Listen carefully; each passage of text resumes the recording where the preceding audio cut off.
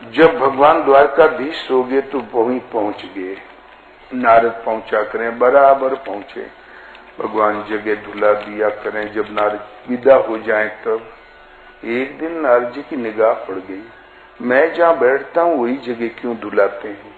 घूम घूम के तो जल्दी जल्दी आने लगे, घूम घूम के देखने लगे कि जगह तो वही धुलाई जा रही जहाँ मैं बैठता हूँ। जब नारद देखने लगे तो भगवान कहे 4 बाल्टी पानी तो और लाओ, और पानी डालो, और झाड़ू लगाओ। तब नारद लौट पड़े, बोले प्रभु जहाँ मैं बैठता हूँ वही जगह क्यों धुलाई जाती है। बोले नारद जी अशुद्ध हो जाती इसलिए धुलाई जाती। बोले भगवान संत बैठते हैं जगह तो पवित्र होती है। विवेकी संत बसे जय देश, रिद्धि सिद्धि जहाँ टहल करते हैं दुख न रहत लवलेश। वहाँ रिद्धि सिद्धि टहल करती है, लवलेश भी दुख नहीं रहता। और मैं बैठता हूँ जगह अपवित्र कैसे हो जाती है। बोले नारद जी आप कहते हैं वो बात बिल्कुल सच है, किंतु आप उतने बड़े संत नहीं है। तब और भी नारद गर्म पड़ गए, बात क्या है भगवान, कमी क्या है।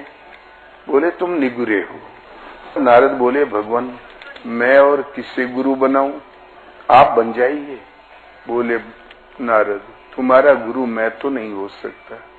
तब बोले किसी सदगुरु का परिचय दीजिए। बोले ये हो सकता है, बड़े सवेरे गंगा किनारे चले जाओ, माला लेके खड़े हो जाओ, प्रथम जो व्यक्ति आवे वही तुम्हारे सदगुरु है।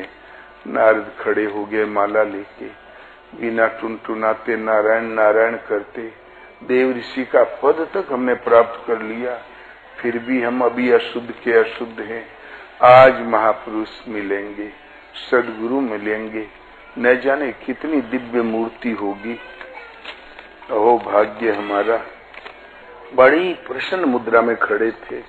इतने में एक मल्लाहुआ निकला उधर से केवट, बगल में जाल दबाए और 4 मछली पीठ पीछे लटकाए। नारद जी उछल के 10 कदम पीछे हट गए। बोले ये ससुरा कहाँ से चला है। फिर सोचे नदी किनारा केवट नहीं आएंगे तो आएगा कौन, गुरुदेव आते होंगे। कोई नहीं आया। 8 बजे तक खड़े रहे, फिर मुंह लटका के खड़े हो गए। भगवान कृष्ण ने कहा अरे नारद जी इतनी उदासी का कारण क्या, कोई नहीं आया। बोले हाँ भगवान आया था, वो तो ससुरा केवट था। बोले ओ चूक गए, आज एक चांस और। यदि आज चूक गए तो एक जन्म और लेना पड़ेगा और गुरु यही मिलेंगे। गुरु एक स्थिति का नाम है, गुरु चमड़ी का नाम नहीं, वेशभूषा में नहीं। तब जाके फिर खड़े हुए। बोले हे भगवान कहीं वो मल्लाहुआ न दिखाई पड़े। कृपा करना भगवान, गुरुदेव भेज देना, कहीं वो केवटा ने दिखाई पड़े। खड़े थे माला लेके, इतने में ठीक समय पर वही केवट दिखाई पड़ा। तो बोले माला डालें कि एक जन्म और लें तब डालें, गुरु तो यही मिलने हैं। तब साहस करके आगे बढ़े और माला डाला। वो बिगड़ खड़े हुए महापुरुष। बोले अरे देव ऋषि नारद आपको किसने भरमा दिया, कौन है आपके समान दुनिया में, किसने बहका दिया आपको, देख नहीं रहे हो हमारा वेशभूषा चाल ढाल। बोले भगवान अब ने भरमावे, कृपा करें। देखा कि नारदुआ नहीं पिंड छोड़ेगा, अपना भी लिया। तो सदगुरु ये तो एक उदाहरण मात्र है। नर्तन भव बारिद कहूं बेरो, मनुष्य शरीर भव सागर से पार होने के लिए एक जहाज है।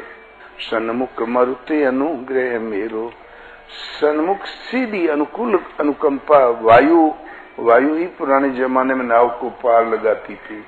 कर्णधार सदगुरु दृढ़ नावा, कर्णधार माने केवट, कैप्टन कर्णधार सदगुरु सुदृढ़ कर्णधार, नाव न तो डूबे न लड़खड़ाए न दहने बाए जाए, सीधी लक्ष्य पर उस पार पहुंचा दे, ऐसा सुदृढ़ कर्णधार अर्थात केवट।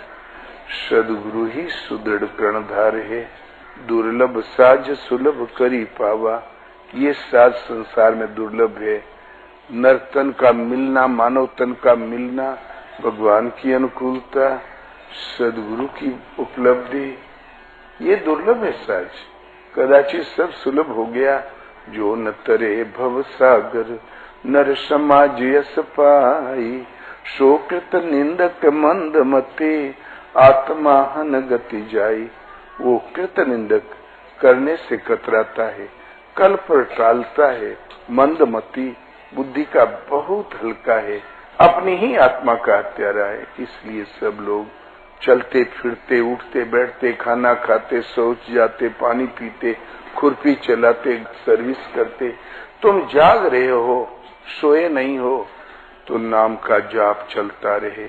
नाम जाप करने के लिए कोई जगह पवित्र नहीं है, हर जगह पवित्र है। और फूल बिछा के बैठ जाओ, अत्तर छिड़ के बैठ जाओ, मन में श्रद्धा नहीं, समर्पण नहीं, मम गुण गावत पुलक शरीरा, गदगद गिरा नयन बे नीरा, आंखों में अश्रु नहीं, श्रद्धा नहीं, समर्पण नहीं, तो जगह अपवित्र है। इसलिए श्रद्धा पूरी हृदय से नाम का जाप करो।